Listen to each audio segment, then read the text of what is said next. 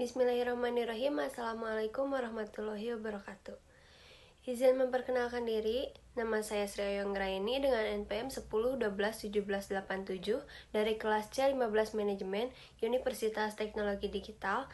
Pada video kali ini saya akan menjelaskan tentang Ma'rifatul Quran, hidup di bawah naungan Al-Quran.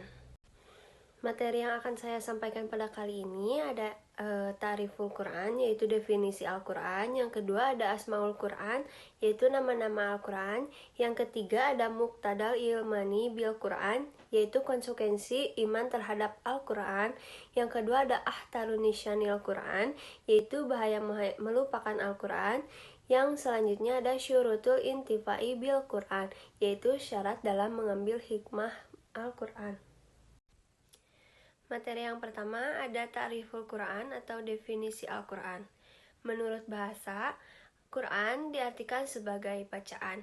Pengertian seperti ini dikemukakan dalam Al-Quran itu sendiri, yang berada di Quran Surat Al-Qiyamah ayat 17-18. Sesungguhnya mengumpulkan Al-Quran di dalam dadamu dan menetapkan bacanya pada lidahmu, itu adalah tanggungan kami. Karena itu, jika kami telah membacanya, hendaklah kamu mengikuti bacaannya. Adapun istilah menurut Al-Quran berarti kalam Allah yang merupakan mukjizat yang diturunkan kepada qalbu Nabi Muhammad SAW yang disampaikan secara mutawatir dan membacanya adalah ibadah. Al-Quran dapat diartikan sebagai berikut. Yang pertama ada kalamullah, yang kedua ada al-mujiz yaitu sebagai mujizat, yang ketiga ada al-manqulu bi tawaturi, yang keempat ada al-muta'abdu bi tilawati. Materi selanjutnya yaitu tentang Asmaul Quran atau nama-nama Al-Quran. Allah Ta'ala telah menyebut Al-Quran dengan berbagai nama dan sifat. Di antaranya adalah yang pertama, 1. Sebagai Al-Kitab, kitab atau buku. Yang kedua ada Al-Huda sebagai petunjuk. Yang ketiga ada Al-Furqan sebagai pembeda. Yang keempat ada Ar-Rahman, Al-Quran sebagai rahmat. Yang kelima ada An-Nur, Al-Quran adalah cahaya. Yang keenam ada Ar-Ruh, Al-Quran adalah roh. Yang ketujuh ada Asy-Syifa, Al-Quran sebagai obat. Yang kedelapan ada Al-Haq, Al-Quran sebagai kebenaran. Yang kesembilan ada Al-Bayan, Al-Quran sebagai penjelasan. Yang kesepuluh ada Al-Mau'ijah, yaitu sebagai pelajaran. Dan yang ke-11 ada Az-Zikir tentang pemberi peringatan. Dilanjutkan ada Makanatul Quran. Dari sebagian nama-nama Al-Quran tersebut tergambarlah kepada kita bahwa ada Makanatul Quran atau kedudukan Al-Quran sebagai pedoman hidup manusia yang begitu lengkap, yaitu seperti Al-Quran adalah kitabun naba'i wal akhbar, kitab berisi berita dan kabar. Yang kedua ada Al-Quran adalah kitabul hukmi wa syariah, kitab hukum dan syariah. Yang ketiga ada Al-Quran adalah kitabul jihad, kitab jihad. Yang keempat adalah kitabul Al-Quran adalah kitabul tarbiyah atau kitab pendidikan. Yang kelima, Al-Quran adalah minhajul hayah, Al-Quran sebagai pedoman hidup manusia. Selanjutnya ada Muqtadal Imani Bil Quran, yang berarti konsekuensi iman terhadap Al-Quran. Salah satu tuntunan keimanan bagi seorang muslim adalah al-imanu bi Quran, iman kepada Al-Quran. Keimanan tersebut mengandung beberapa konsekuensi sebagai berikut. Yang pertama ada al-ansubihi, akrab dengannya. Yang kedua ada tarbiyatun nafsi bihi, membina diri dengannya.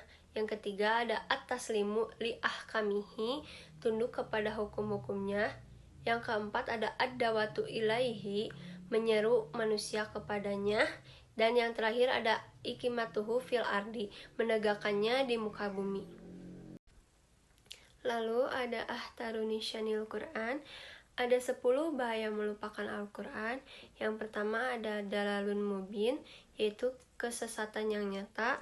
Yang kedua ada daikun harajun, sempitnya dada. Yang ketiga ada aisyatun dahkun, kehidupannya serba sulit. Yang kelima ada umyul basirah, butanya mata hati.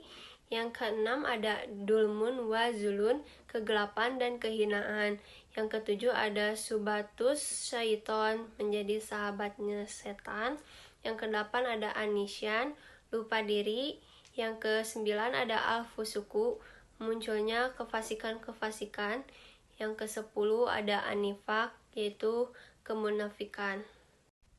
Pada materi terakhir yaitu ada syurutul intifai bil Quran, syarat-syarat mengambil manfaat dari Al-Quran.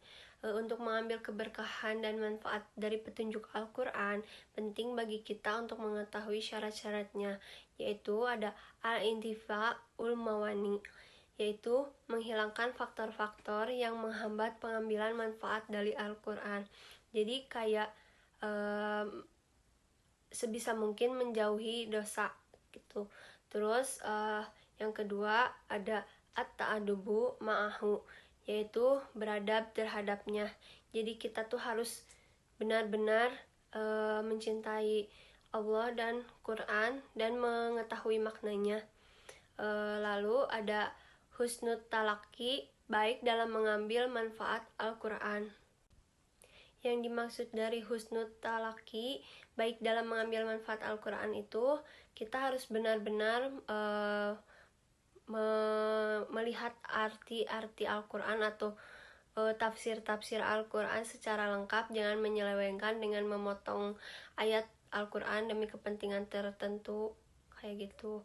Terus ada yang keempat ada al-iltifatu ilal ahdi fil asyayah, yang artinya berorientasi kepada tujuan asasi Al-Quran. Lalu yang terakhir ada itibau kafiyati ta'amulis sahabah, yaitu mengikuti tata cara interaksi para sahabat dengan Al-Quran. Cukup sekian pemaparan materi yang dapat saya sampaikan tentang Ma'rifatul Quran. Mohon maaf bila ada salah pengucapan kata atau perbuatan yang kurang mengenakan. Semoga kita tetap berada di bawah lindungan Allah Subhanahu wa Ta'ala. Amin ya Allah. Akhir kata, saya ucapkan terima kasih. Wabillahi taufiq wal hidayah. Wassalamualaikum warahmatullahi wabarakatuh.